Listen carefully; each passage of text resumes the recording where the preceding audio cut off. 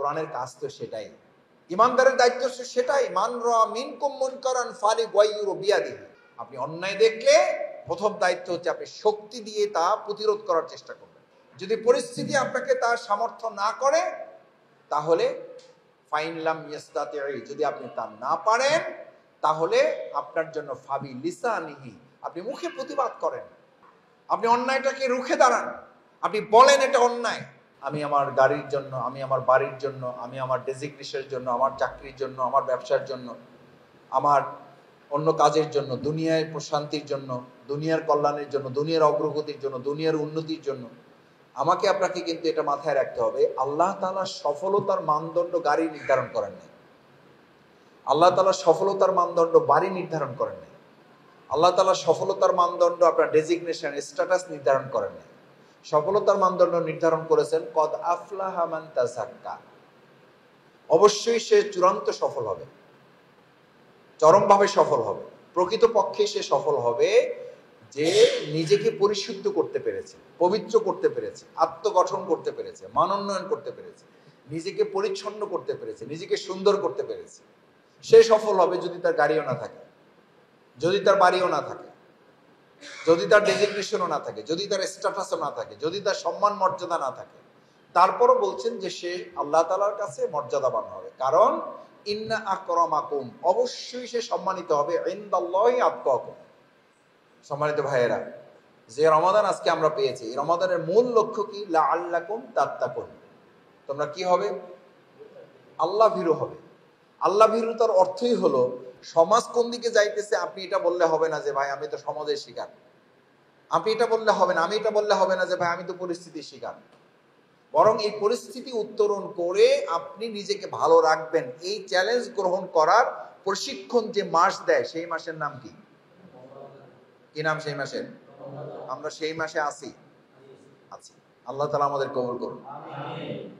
এই মাসের টার্গেটই হচ্ছে আপনার মধ্যে এই চরিত্র তৈরি করা, যে পরিস্থিতি যেদিকেই যাক আপনি তো সেদিকে যাবেনই না, বরং আপনি যেদিকে যাইতে চাইবেন, আল্লাহর দিকে, ইসলামের দিকে, কোরআনের দিকে, পরকালীন জীবন জিন্দিগির দিকে, আপনি তো যাবেনই, সমাজ, সভ্যতা, রাষ্ট্র, সরকার, দেশকেও সেদিকে নিয়ে যাওয়ার জন্য আপনার সমস্ত চেষ্টা প্রচেষ্টা সেখানে আপনি বিনিয়োগ করবেন। পারা যাবে ইনশাআল্লাহ। এটা করতে পারার নামই হচ্ছে রমজান, এটা করতে পারার নামই হচ্ছে আমাদের এই পবিত্র রমাদানের মূল শিক্ষা। রমাদানের মূল টার্গেটই হচ্ছে আপনাকে এটা বলতে দেওয়া যে আপনি মহাগ্রন্থ আল কোরআনের আলোকে নিজেকে ঢেলে সাজাবেন এবং সেটার আলোকে সমাজ এবং রাষ্ট্রকে আপনি পরিবর্তন করবেন। সম্মানিত ভাইয়েরা, আমাদের যে বাংলাদেশ আমরা এখন পাচ্ছি বা পেয়েছি, আলহামদুলিল্লাহ, আপনি যদি মনে করেন যে এই বাংলাদেশকে আমরা একটা দুর্নীতিমুক্ত বাংলাদেশ করতে চাই, তাহলে দুর্নীতিমুক্ত বাংলাদেশ করতে হলে আগে দুর্নীতিমুক্ত বাংলাদেশ হবে না আগে দুর্নীতিমুক্ত মানুষ হবে? দুর্নীতিমুক্ত মানুষ লাগবে, দুর্নীতিমুক্ত দল লাগবে, দুর্নীতিমুক্ত সমাজ লাগবে, দুর্নীতিমুক্ত সরকার লাগবে।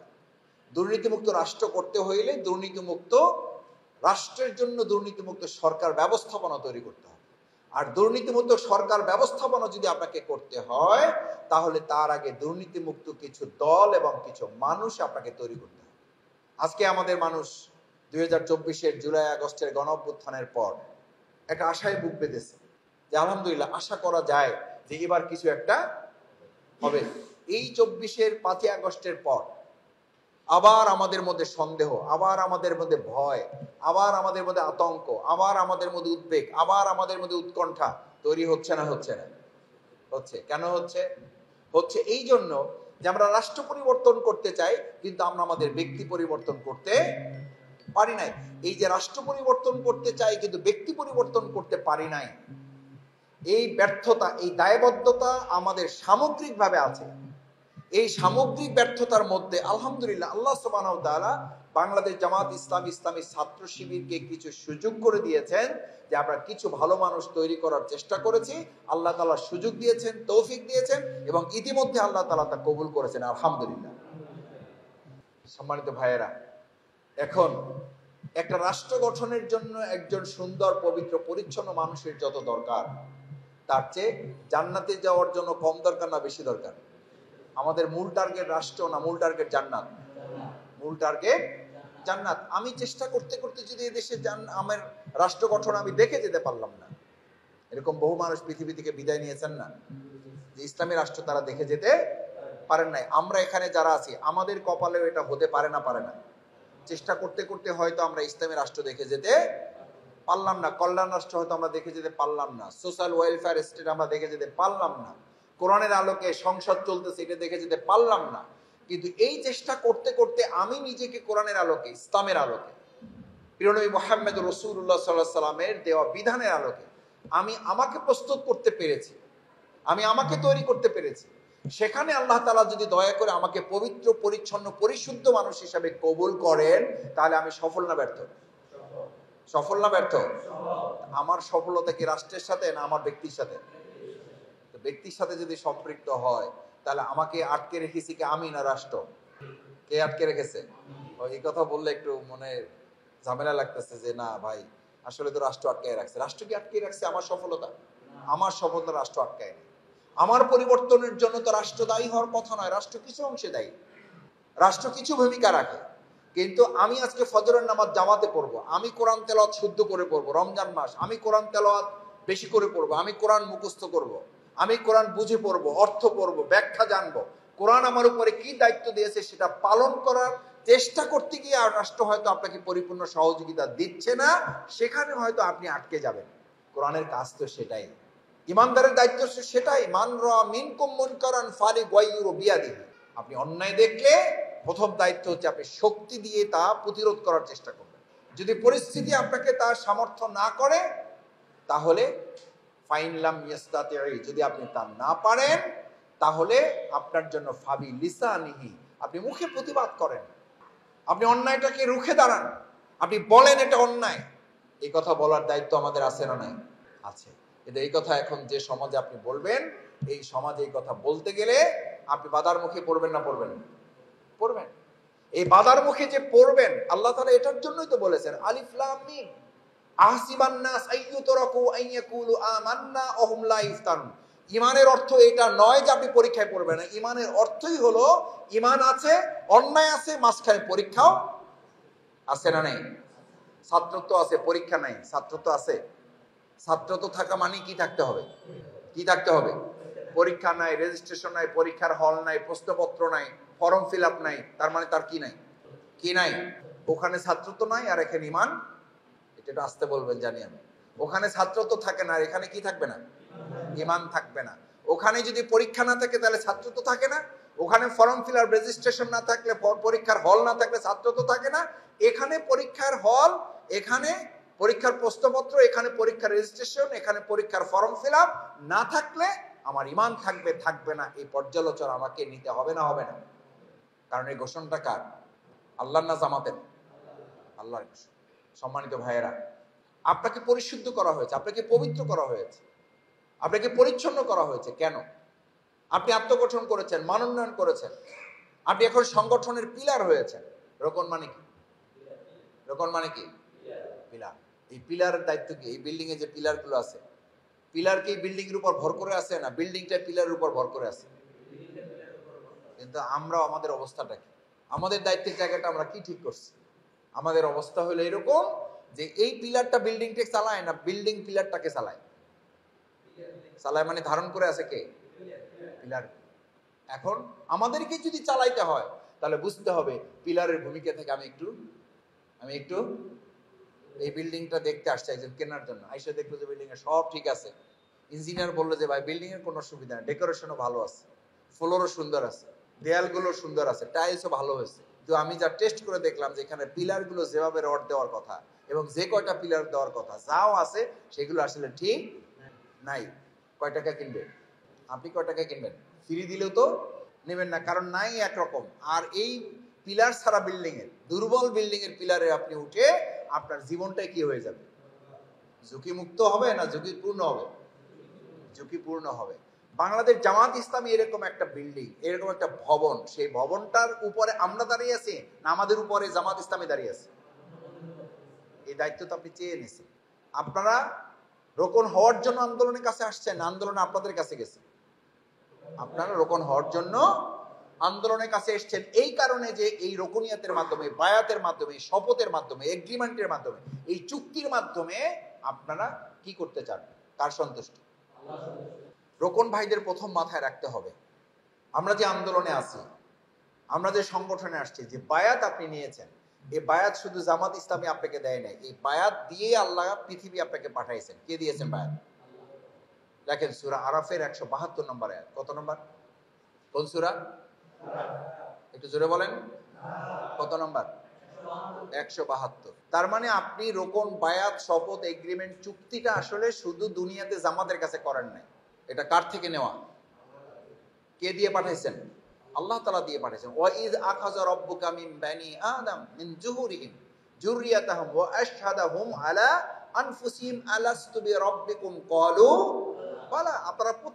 আমরা প্রত্যেকে বায়াত নিয়ে এসেছি, প্রত্যেকে এগ্রিমেন্ট করে এসেছি, এই চুক্তি করে এসেছি, এই শপথ নিয়ে এসেছি, এই ওয়াদা করে এসেছি, ইয়েস আমরা আপনার এই দায়িত্ব পালন করব। আলাস্তু বিরাব্বিকুম, রব্বিকুম মানে হচ্ছে আল্লাহ আমার রব, এই রবই আমার, এই রবি আমার সব যদি হয়, তাহলে আমার দুশ্চিন্তা কোথায়? তাহলে আমার হতাশা কোথায়? তাহলে আমার উদ্বেগ কোথায়? তাহলে আমার উৎকণ্ঠা কোথায়? তাহলে আমাকে আটকে রাখবে কে? তাহলে আমার জন্য টেনশন কেন? আমি আজকে বায়াতের সর্বপ্রথম আমার হক হচ্ছে যে এটা কার থেকে দেওয়া? সেই আল্লাহর, যে আল্লাহ আমার রব, এই রবই আমার সব। তিনি আপনাকে বায়াত দিয়ে পাঠিয়েছেন, তিনি আপনাকে চুক্তি করে পাঠিয়েছেন। সুতরাং এখন যদি মনের মধ্যে এই কষ্ট আসেও যে জামাতের এই পাল্লায় পড়ে আজকে রোকনিয়াতের কারণে আমার এই পুরা সকালটা কি হয়ে গেল? মাটি হয়ে গেল। এই ক্ষোভ, এই কষ্ট আপনার তখন দূর হবে যখন আপনার মধ্যে তৈরি হবে যে আসলে আপনার এই বায়াতটা জামাতের কাছে নেওয়া না, এটা কার কাছ থেকে নেওয়া? হ্যাঁ, জামাত কি করছে? ওই বায়াতটাকে শুধু জামাত রেনু করাইছে। কি করাইছে? নবায়ন করা। কি করা? আপনাকে একটু নবায়ন করাইছে। ঈমানকে রেনু করতে বলছেন, বলছেন না? বলেন নাই? ইয়া আইয়ুহাল্লাযীনা আমানু আমিনু, ঈমানদারগণ আবার ঈমান আনো, আবার ঈমানটাকে রেনু করো, আবার নবায়ন করো, আবার প্রত্যয়ন করো, আবার সত্যায়ন করো, আবার সার্টিফাইড করো, আবার পরিচ্ছন্ন পবিত্র করো।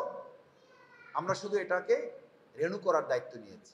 আমারটা আমার, আপনারটা আপনার, প্রত্যেকেই দায়িত্ব নিয়েছে। তাহলে এক নম্বর কথা হলো এই বায়াত আসলে জামাতের কাছে নেই, বায়াত কার কাছে? কার কাছ থেকে নিয়েছি? দুই নম্বর কথা হলো বায়াত জন্মগতভাবে প্রাপ্ত, এটা জামাত থেকে শুরু না, জন্ম থেকে, সৃষ্টি থেকে। পৃথিবীতে আপনি যখন এসেছেন তখন সৃষ্টিগতভাবেই আপনি বায়াত নিয়ে এসেছেন। কাল কিয়ামতের দিন এটা কেউ কাউকে অপরাধী সাব্যস্ত করে আপনি এই শপথের বাস্তবায়ন প্রক্রিয়া থেকে আপনি আল্লাহর কাছে রক্ষা পাবেন না। সুতরাং দুই নাম্বার হচ্ছে আমরা জন্মগতভাবে, সৃষ্টিগতভাবেই কার কাছ থেকে বায়াতবদ্ধ? আল্লাহর কাছ থেকে বায়াত। এই বায়াতের মাধ্যমে আপনি হয় সফল হবেন, না হয় ব্যর্থ হবেন। ভাই, যে কাজ যত গুরুত্বপূর্ণ সেই কাজের হক আদায় করতে পারলে ওটা গুরুত্বপূর্ণ, না করতে পারলে ওটা ওই পরিমাণ ক্ষতির কারণ। ফামান নাকাসা ফাইন্নামা ইয়ানকুসু আলা নাফসিহি, বায়াত নেন নাই এক কথা, নিয়েছেন, হক আদায় করবেন না, বিরাট বিপদের কারণ। এমনি ভাত খাইয়ে থাকেন, রানছেন পোলাও, ওটা ঠিকঠাক মতো সংরক্ষণ করেন নাই, ওটা নষ্ট হয়ে গেলে মানে পান্তা ভাতের চেয়ে এটা ক্ষতিকর না কম ক্ষতিকর? কারণ ওটা স্বাদও বেশি। ওটা যদি ঠিক মতো সংরক্ষণ এবং কার্যকর না করা হয় তাহলে ওটার ক্ষতিও। পান্তা ভাত খাইয়ে 20 জন মারা গেছে, শুনছেন কোথাও?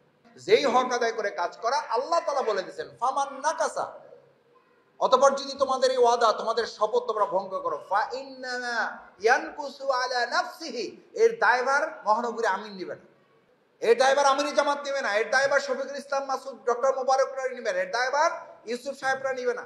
এর দায়ভার কার উপরে বর্তাবে? ফা ইন্নামা ইয়ানকুসু আলা নাফসিহি। আবার দেখেন আল্লাহ সুবহানাহু ওয়া তাআলা বলেন ফামান তাযাক্কা ফা ইন্নামা ইয়াতাযাক্কা লিনাফসিহি। সুবহানাল্লাহ। অতঃপর তোমার পরিশুদ্ধিতা, তোমার পবিত্রতা, তোমার পরিচ্ছন্নতা, তোমার আত্মগঠন, তোমার মানোন্নয়ন, তোমার এই বায়াত, তোমার এই শপথ, তোমার এই এগ্রিমেন্ট, তোমার এই চুক্তি, তোমার এই জেন্টলম্যান এগ্রিমেন্ট, এগুলোকে যদি তুমি যথাযথভাবে কাজে লাগাও, ফা ইন্নামা ইয়াতাযাক্কা লিনাফসিহি, এই পবিত্রতা, এই পরিচ্ছন্নতার সুফলটাও আরেকজন ভোগ করবে না। কে করবে? কে করবে? কে করবে? আপনি নিজে করবেন। এই রুকনিয়াত হয় আমাকে জাহান্নামে নিয়ে যাবে, না হলে এই রুকনিয়াত আমাকে জান্নাতের সুপারিশকারী হবে। এখন রুকনিয়াতকে আমরা কি হিসাবে কাজে লাগাইতে চাই? জাহান্নাম না জান্নাত? কাজে লাগাইতে চাইলে এটার হক আদায় করতে আমরা বাধ্য না? এটা পছন্দ হইলে করবো, না হলে করবো না। ভাইয়েরা, 4 নম্বর কথাটা এই পয়েন্টে বলা আছে। রুকনিয়াত মানে কি? রুকনিয়াত মানে 4 নম্বর পয়েন্ট হচ্ছে আপনার ইচ্ছা অনিচ্ছার নাম রুকনিয়াত না, আপনার পছন্দ অপছন্দের নাম রুকনিয়াত না, আপনার ভালো লাগা না লাগার নাম রুকনিয়াত না। আপনি ইচ্ছা করেন ইচ্ছা করেন না, এটার নাম রোপণিয়ত না। বরং আপনার ইচ্ছা অনিচ্ছা, আপনার পছন্দ অপছন্দ, আপনার ভালো লাগা না লাগা, এই সমস্ত কিছুকে কবর রচনা করে, এগুলোকে গলা টিপে হত্যা করে আল্লাহ, আল্লাহ রসুল, ইসলাম, ইসলামী আন্দোলনের পছন্দ অপছন্দ, ইচ্ছা অনিচ্ছাকে ধারণ করতে পারার নাম নাম এটার জন্যই তো আপনি ঘোষণা দিয়েছেন, কুল ইন্না সলাতি, শুধু আপনার নামাজ। তাহলে কি কোরবানি মানে হলো শুধু গরু কোরবানি না ছাগল? গরু না ছাগল? কি কোরবানি? সবচেয়ে বড় কোরবানির নাম দেওয়া হয়েছে মতের কোরবানি, চিন্তার, পরিশ্রমের না, চিন্তার কোরবানি, পরিকল্পনার কোরবানি। এই যে আপনি সময়ের কোরবানি করেছেন, এই যে আপনি শ্রমের কোরবানি করেছেন, এই যে আপনি পরিকল্পনার কোরবানি করেছেন। আজকে পরিবারে কাজ করতে হইতো, আজকে স্ত্রীকে একটু সময় দিতে হইতো, সন্তানদেরকে একটু সময় দিতে হইতো, আজকে একটু সপ্তাহের বাজারটা করতে হইতো। যারা করতেছে আল্লাহ তাআলা তাদেরকে একভাবে পরিকল্পনা সাজাবেন। আপনি এখানে পরিকল্পনা করে আজকে কোরবানি করেছেন, আপনাকে আল্লাহ তাআলা কোনো না কোনো ভাবে বরকতপূর্ণ করার সাধ্য তার আছে না নাই? এই বিশ্বাসের নাম রোপণিয়ত। শয়তান দুই প্রকার, একটা হলো মানুষ শয়তান আর একটা হলো জিন শয়তান। জিন শয়তান তালা মারিয়ে দিয়েছে, কিন্তু মানুষ শয়তান তো চালু আছে। শুধু চালু নাই, এরা এমন ভাবে চালু আছে যে স্টার্ট যে মেশিন দিয়ে দিছে রোজার আগে, ওই চাবি নিয়ে শয়তান তার জায়গায় আছে, কিন্তু স্টার্ট তো বন্ধ হয়নি, এটা তো রানিং আছে। ওইটুকু ধাক্কা এখন আমরা সামলাইতেছি। আপনি এই শয়তানকে দমন করার প্রক্রিয়া নেবেন, পরের দিন আপনি 3টায় উঠবেন, ওইটা শয়তানকে বুঝাবেন যে তুমি যে আমার দেরি করাইছো এটা কাফারা। এরপর শয়তান আপনার ঘুম না পড়াইয়া সে উঠাই দেবে সময় মতো 4টায়, যে 4টায় না উঠলে তো পরের দিন আবার কয়টা উঠবেন? তো লাভ না লস? শয়তান দেখবে যে লস, এই লস প্রজেক্টে যাই লাভ নেই। ইমাম আবু হানিফা বলেন যে আমার একবার ফরজ কাজা করাইতে গিয়া সে দেখছে যে নফলের পরিমাণ আরো বেড়ে গেছে, আমি পুরা রাত আর ঘুমাই নাই, একবার ফজর মসজিদে পইরা সে আমার শুধু জামাত কাজা করাইছে, আর আমি পুরা রাত তাহাজ্জুদি সিদ্ধান্ত নিছি। এরপরে আর একবার আমি ঘুমাই গেছি, সে আইসা উঠাই দিয়েছে, হুজুর ওঠেন। কারণ যে কাম গত রাতে করছেন, এই একই কাম যদি আবার আপনি কাজার কারণে করেন, তাহলে আপনার লাভ আমার লস। এই লস আমি আর আপনারে করতে দেব না। মসজিদে যান, আগে নামাজ জামাতে পড়ে আসেন, না হলে তো আবার পরের রাত কি করবেন? সারা রাত। এভাবে শয়তানকে মোকাবেলা করার জন্য এই রমজান, এই জন্য রমজানের নাম দেওয়া হয়েছে সমু জন্না। রমজান হচ্ছে ঢাল স্বরূপ। কি স্বরূপ? যে ঢাল দিয়ে কি করা যায়? ঘুমাই থাকা যায়। ঢাল নেওয়ার অর্থ ঘুমানো। ঢাল নেওয়ার অর্থ কি? ঢাল নেওয়ার অর্থ কি? যুদ্ধ করা। তার মানে রমজান শুধু রোজাদার তৈরি করে না, আজকে রোকনদের সিদ্ধান্ত নিতে হবে যে রমজান একজন যোদ্ধা তৈরি করে। কি তৈরি করে? এটা জামাতের কথা। প্রিয় নবী মুহাম্মদুর রাসূলুল্লাহ সাল্লাল্লাহু আলাইহি ওয়াসাল্লাম আস-সাওমু জুন্নাহ, রমজান ইমানদারদের ঢাল স্বরূপ, রোজাদারদের ঢাল স্বরূপ। সুতরাং ঢাল যারা পেয়ে যান তারা কি শুধু রোজাদার থাকে না, যোদ্ধা হন? দেখি আজকে থেকে যোদ্ধা হয়ে গেলাম ইনশাআল্লাহ। ইনশাআল্লাহ আল্লাহ যোদ্ধা হিসেবে আপনি আমাদের কবুল করেন। আল্লাহ যোদ্ধা হিসেবে কোরআনের ময়দানে আমাদের ভূমিকা পালন করার তৌফিক দান করেন। বিগত বছরগুলোতে আমরা শুধু সংগঠন চালাইছি, এবার আমরা সংগঠনও চালাবো, রাষ্ট্রও চালাবো ইনশাআল্লাহ। পারবেন ইনশাআল্লাহ? তাহলে যাকাত কি যা কোটা দিচ্ছে সেইটা না ডাবল? ডাবল এই জন্য করবেন যে এটা আমরা বাড়িতে নিয়ে খাবো না, এটা শুধু থানায় দেবে না, এটা আপনারা ওয়ার্ডে আপনারা সমাজ কল্যাণমূলক কাজে লাগাবেন। প্রত্যেক ইউনিটে ঘরে ঘরে আমাদের এই কমিশনার প্রার্থীর নাম, তার সালাম, সমাজ কল্যাণমূলক কাজ, ইফতার, সাহারি, ফুড প্যাকেট, ঈদ সামগ্রী নিয়ে চলে যেতে হবে। পারবেন ইনশাআল্লাহ? আমাদের আমিরে জামাত বলেন আমরা ব্যক্তিকে ক্ষমতায় নিয়ে যাব না, আমরা ক্ষমতায় নিয়ে যাব ইসলামকে। ক্ষমতায় নিয়ে যাব কাকে? ইসলামকে। সেটার জন্য আদর্শ মানুষ দরকার, সেই মানুষ হিসেবে আমরা XYZ কে দিচ্ছি। আল্লাহ তাআলা কবুল করুন, আমিন। সেই প্রত্যাশা ব্যক্ত করে, কষ্ট পেয়ে থাকলে আল্লাহর রাস্তায় মাফ করবেন। রমজান মাস কারো প্রতি কারো যেন কষ্ট না থাকে, দুঃখ না থাকে, ক্ষোভ না থাকে। পরস্পরের জন্য দোয়া করবেন। রমজানে সাহারি এবং ইফতার চোখের পানিতে যেন সিক্ত থাকে, এবং সেই চোখের পানির সাথে আপনার পরিবারের নামের পাশে বাংলাদেশ জামাত ইসলাম ইসলামী ছাত্র শিবিরের জন্য আপনারা সবাই দোয়া করবেন ইনশাআল্লাহ। আসসালামু আলাইকুম রহমতুল্লাহ।